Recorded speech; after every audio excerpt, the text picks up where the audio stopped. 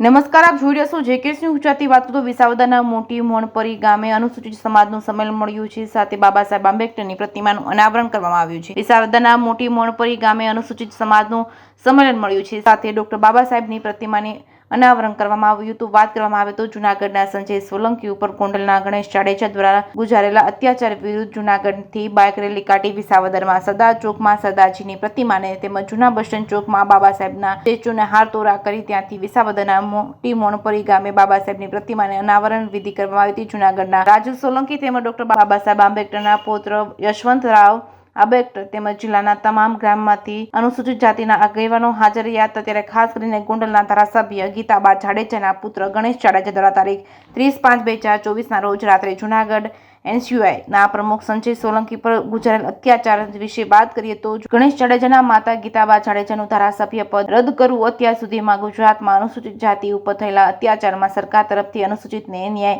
નથી મળતો, એટલા માટે ગામે ગામ અનુસૂચિત જાતિને જાગૃત કરવા માટે આંદોલન ચલાવશું. રાજુ સોલંકી દ્વારા જણાવ્યું હતું કે ન્યાયની લડાઈ હું મારા માટે નથી લડતો, માત્ર અન્ય કોઈ દીકરા ઉપર આવો અત્યાચાર ન થાય તે માટે લડાઈ લડી રહ્યો છું. જેકે સિંહ ગુજરાતી સાથે હરેશ મહેતા, વિસાવદર.